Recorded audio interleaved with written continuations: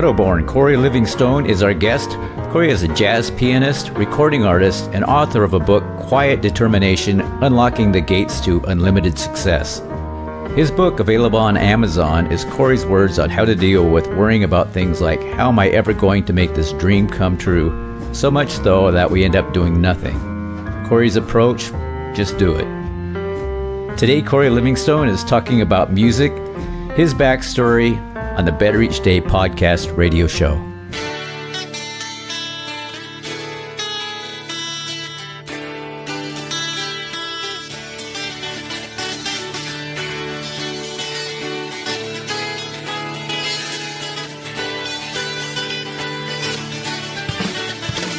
Welcome to the Better Each Day podcast radio show with Bruce Hilliard. Today and every day, reaching out for innovative ideas in every way.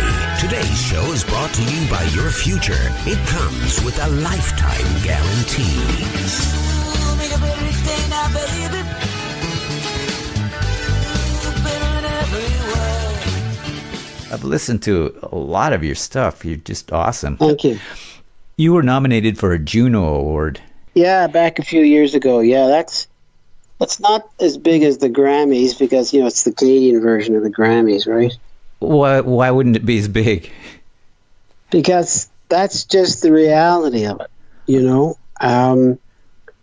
reality of music. Canadian, it's the market. The market, because in the just the sheer lack of population in Canada as opposed to the United States. How many you got there? 160, 70 million people? About 328 million. We've got 50, 55 million, and it's spread out over 5,000 miles. And there's only like a half a dozen urban centers. I want to do some work in New York if I can. So I was doing research on the number of jazz clubs and whatnot in New York. And I think I've found over 100 so far, still counting. I could probably find 5 or 6 in Toronto where I live. Oh, really? So, yeah, it's a real cultural wasteland. I'm surprised to hear that. Other than pop. Given the political climate in the United States, I was thinking about moving up there with you. There's many, many great things up here, Yeah. But if you really want to have an audience, you really have to. I've been fighting all my life to get an audience that will sort of follow you around. Here we're really influenced by the United States, so influenced. What's big there is big here. Some things go from here to there, like Drake and Celine Dion, things like that, Yeah. But as far as supporting music, it's a whole different thing. Like, politically and culturally, the United States is a scary place to live in, but the opposite up here. But as far as things like, for one thing, you guys got down there. Like, I'm really impressed when I go there and I see marching bands just as important as a football team. And these things, here we have a school band and that's it. Forget the marching. We don't have that. And that involves a lot of people. I'm really impressed. Like, I've seen them out in the fields practicing, And these are people who will never be professional musicians, right? Yeah. But they're really being immersed in the music, And this is what builds this is where your fan base comes from. People who love music. Yeah, absolutely. A lot of it's done just for the love of music. I don't know about you, but I played a lot of things for no pay. And see, that's one thing I refuse to do, because I got guys, there was a time I worked 6 nights a week in music, making my living, playing 6 nights a week. And now it's like, I know a lot of my friends who play for like $100 a night or $50 a night, or even worse, they put out a tip jar. Yeah. Yeah, and I refuse to do that. Absolutely. I mean, it's an insult. At least a waiter gets a minimum wage plus tips. Right? That's true. But places are going like, oh yeah, you can play for the door. A percentage of what comes in off the booze and off the, that's not right. Yeah. So I just that sort of gives you an idea of a flavor, like a second-class citizen, unless you you're in a position where you a power and a notoriety. I always look at the Canadian entertainers, the musicians, actors, comedians. I always look at you guys having the greener grass than the U.S. So maybe everybody does that. I don't know. All the funny guys come from Canada. Well, it'd be interesting how that came about. How did that thought come about? I don't know. I speak with people in England from time to time, and it's the same thing. We're in love with their accent, and we think England is a wonderful place, and then the stereotypes are hysterical. I guess that's what it is. I don't know. I guess the grass is always greener. You have to go walk in somebody's shoes for a while, but I said, well, what do you guys think of a California guy? What is that? And it was like blonde hair and surfboards and stuff like that. Yeah, and then I said, well, what do we say about English people? We live in castles and we drink tea all the time. So yeah. I was like, I don't know if I think that. I've never been there though, so I don't know. Oh, they live in ordinary buildings. They're the biggest alcoholics in the world, I think. Oh, no. Well, they've got taverns and pubs all over the place, I have heard that too, and that's where my ancestors come from. I'm mostly Scottish. I asked an English guy to do the Scottish accent, and this is not only what he did with an accent, but what he said was, I've been drinking scotch since this morning, and I'm a little bit pissed off. Is that how they talk there? So that's good to know I have Scotch in my blood. Yeah, it is Scotch, literally, isn't it? Yeah. How did you start out? Did you come from a musical family? Well, I guess musically, wasn't any active musicians. Well, my mother I think she had piano lessons when she was small, and she liked music. But she never really, she was an actress and a public speaker, so she was sort of like in showbiz, right? Right. She was a leader in society. In fact, up here in the Canadian government struck a stamp in her honor for the work that she did during her lifetime. So she's the one that made us, and I underline made us start taking piano lessons. Oh. And it just sort of went from there, right? Me and my two brothers, and later on my two sisters. But I'm the only one that came out at the other end still playing.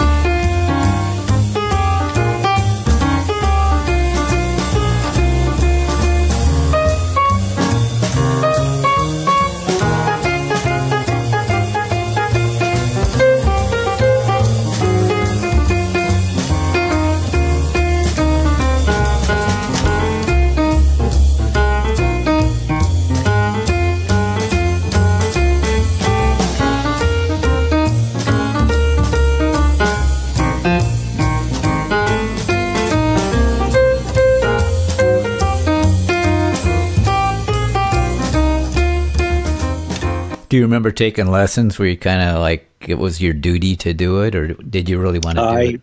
That's been burned in my mind. That's when you have memories in your head from when you're small. That's one of them. Yeah, I remember, because it was extremely painful, boring. I remember calling out because the duty was to the drill was practice a half hour every day. Mm-hmm. And every 5 minutes I'm calling out because my mom was usually nearby, because the living room connected to the kitchen, and that's where the piano was, so she could hear and monitor right while she was doing her chores in the kitchen. And every 5 minutes I'd call out, 5 minutes up yet? Not yet. It is so tedious at that level of play because you're doing scales and stuff that unbelievable. Yeah, unbelievable. And it doesn't need to be. Yeah. I try to tell people that, and I get all kinds of stuff like, I'm too old, or I don't know how to read music. And of course not. You've been taught yet. Of course you don't know how to read music. Yeah. Well, I tell them a lot of people that I played with through the years don't read a lick. Louis Armstrong didn't read anything. I didn't know that. No, he couldn't read he didn't read at all. I really think you compensate, though. I think your ear just gets better, and your memory gets better. After a while, you don't really need a lot of music in front of you. Well, that's what music is. Music is sound, isn't it? Yeah, it's vibration. It's not literacy. Music is the only reason I think music was done, because a few hundred years ago that's the only way they had of recording it. We have to write it down. Right. If they had recorders, then everybody would be saying, okay, I'm going to record this down, I'll listen to it and then play it. Yeah. Because it's an oral tradition. Folk songs kind of were passed down just via, sitting around the campfire type of a thing. But I think when it came to sacred music, that's when they really came, to the point where we're going to have to write something down. I don't know if you've ever looked at Gregorian chant type stuff where it almost looks like it's lines with, the flags really don't have times on them. It looks like everything's a quarter note basically, but it did have pitches. But it does fall short because you can't really write something down on paper and say this is how it's supposed to sound. It doesn't work very well. An artist who paints, you can see what they want because it's there and your eyes can see it. You can't write art. You can describe. I can describe a picture to me. Describe the picture in words. You can, but it's going to fall far short. Yeah. It's the same way you're writing down music. You think this is what I want, but this is how it sounds. Yeah.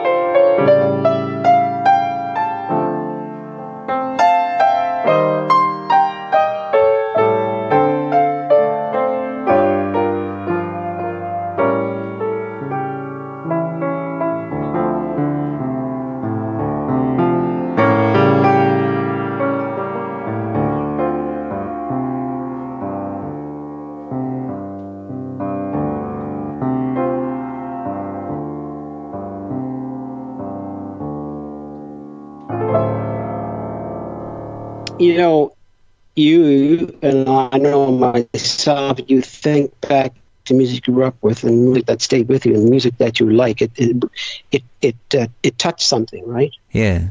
Somewhere in there. So that's why.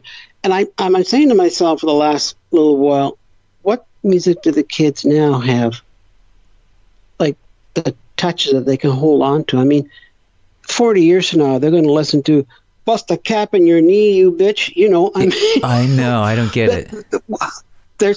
What is that? I mean, you know, you can't get nostalgic about that. I don't know how that works. I'm glad you said that. Well, that's been, that often crosses my mind. Yeah. And do you want your kids listening to that? Well, whether they do it, well, I used to call it baby music. I said to my kids, yeah, let's put on some more of that baby music, because that was the only word in the song. Right? Yeah. Baby.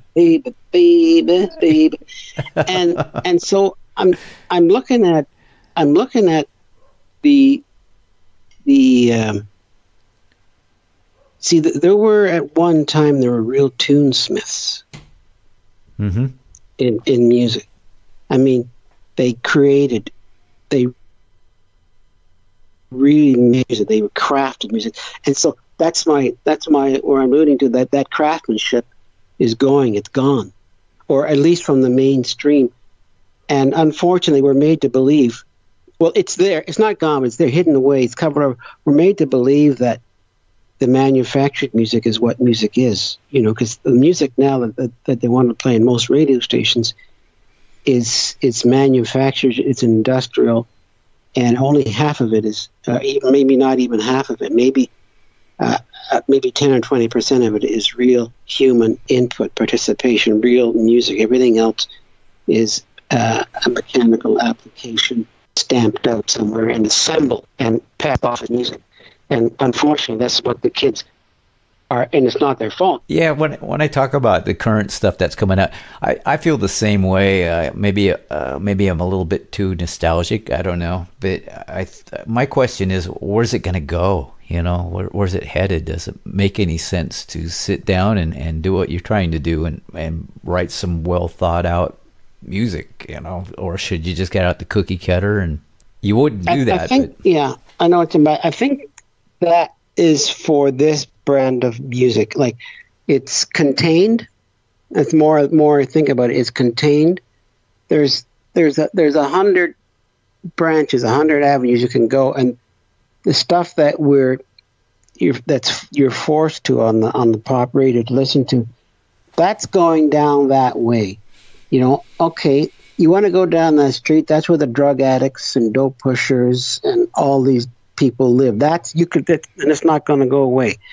It's there, and you don't have to go down there. I think that's the same thing with the music. There's a pathway, there's this back alley, there's this road that's made to look very popular, okay? But you can only go to McDonald's a few hundred times, and you're going to have to want to have some real food. You know what I mean? Yeah, I always start out with, if a human life is the most valuable thing there is, most people would agree to that. Well, then promoting that kind of thought or that kind of music, what value does that add? To me, it's just nothing but at least a compromise to everything that we started out with. So why not write something that's uplifting or has a message that's good? You know, it doesn't necessarily have to be sunshine and rainbows either, but to paint a picture that popping a cap in your knee or whatever it was that you said. Yeah. I don't see a feature in that. Yeah. Bitch. Yeah, you got to get the bitch. The more you can swear a couple mofos in there is good too. That's good. Yeah, good Shakespearean thought. But you know, it's all done in the name of capitalism, and fine. I mean, if that's where you want, I mean, it's a choice, right? You have a choice. You can go, if you know the money's there, of course, you can go that way. That's fine. So the fact that there's choices, it's a little harder now, I think, maybe, to do something that's against the grain. But, you know, it depends on what choices you yourself want to make. Absolutely agree. Let's play some of your music in here somewhere. So what would you like to feature? Hello, everybody. Corey Livingstone here. I'm not sure what I had there. It doesn't have a title. Yeah, that's called, what's that one called? That's the hardest thing for me. I make up names. I'm always given the razz about the titles I make up. I think I called that one Hit It, Hit It? I like to be like Beethoven, Opus 1, number 2, Movement 1, Opus 3. Yeah, I know. I'll have the number 5. It comes with broccoli and beef. There you go. Yeah. There you are. That's the way. All these. Now you got to have all these fancy names. So here's number 1, number 2.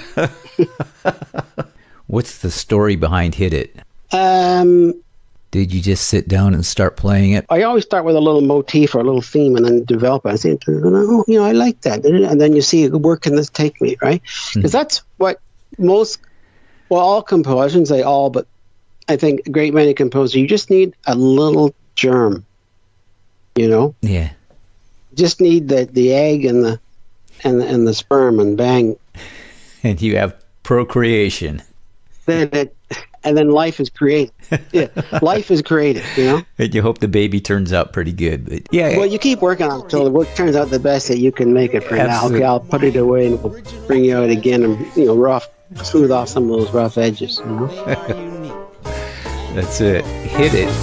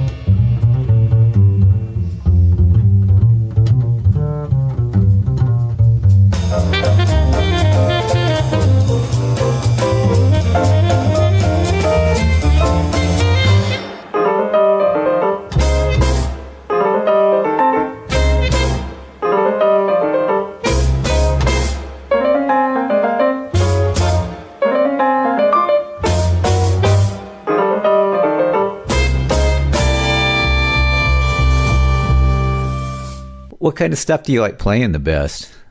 I like to play stuff from a lot of bebop stuff. Oh. Like Thelonious Monk and actually Thelonious Monk mostly. Yeah, that's the first name that comes to my mind when you say bebop. Yeah, he was a great, builder, He had great stuff, great ideas he'd work on. And you can hear him as he plays working these things out. Musically, yeah, he's really building something musically sound. You can hear that. I think a lot of people, including me, you have to really acquire a taste for it because it sounds pretty erratic, but it's clever. It actually makes sense if you sit down and listen to it. And I think once a person does acquire a taste for it, there's nothing like it. It's pretty unique stuff. Yeah, well, it's like the same thing. People say this is a great piece of art. I'll look at it and say, it's like a piece of art to me. But yeah, it looks like looks like a can of soup. Explain why. Yeah, it helps. But once you understand, it helps a lot. Anything's like that. Once you're told one tiny thing, then you can. Oh yeah. Well, I wish you the very best in the future. I'm gonna kind of keep an eye out for you, see what you're doing. Maybe you'll make it into New York in one of those 9 million places you say that are jazz clubs. Yeah.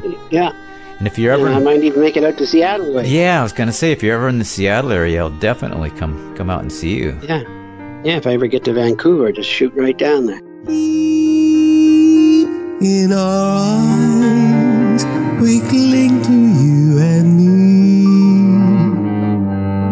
You take my innocence from me, plucked by the breeze so tenderly. They say the birds sang sweetly on that summer's eve.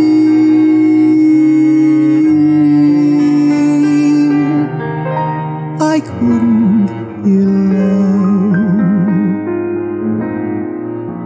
for you were in my eyes. I couldn't hear love,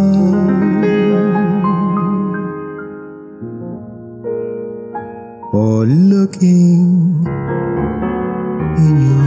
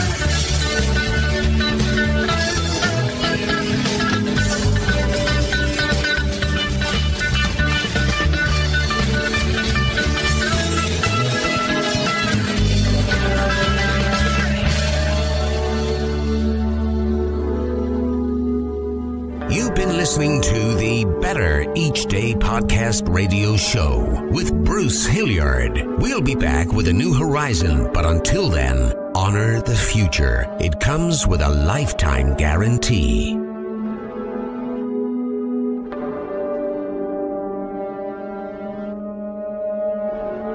And we're all just trying to make the next day a bit better.